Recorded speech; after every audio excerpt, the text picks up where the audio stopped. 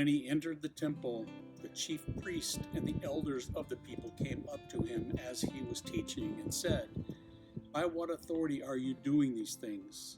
And who gave you this authority?" Jesus answered them, "I also will ask you one question, and if you tell me the answer, then I also will tell you by what authority I do these things. The baptism of John, from where did it come? From heaven or from man?" And they discussed it among themselves, saying, "If we say from heaven, he will say to us, 'Why then did you not believe him?' But if we say from man, we are afraid of the crowd, for they all hold that John was a prophet." So they answered Jesus, "We do not know." And he said to them, "Neither will I tell you by what authority I do these things. What do you think? A man had 2 sons, and he went to the first and said, 'Son, go and work in the vineyard today.' And he answered, 'I will not.' But afterward he changed his mind and went. And he went to the other son and said the same. And he answered, 'I go, sir,' but did not go. Which of the 2 did the will of his father?" They said, "The first."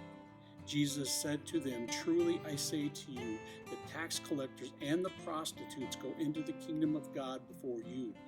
For John came to you in the way of righteousness, and you did not believe him. But the tax collectors and the prostitutes believed him. And even when you saw it, you did not afterward change your minds and believe him." Hear another parable. There was a master of a house who planted a vineyard and put a fence around it and dug a winepress in it and built a tower and leased it to tenants and went into another country. When the season for fruit drew near, he sent his servants to the tenants to get his fruit. And the tenants took his servants and beat one, killed another, and stoned another.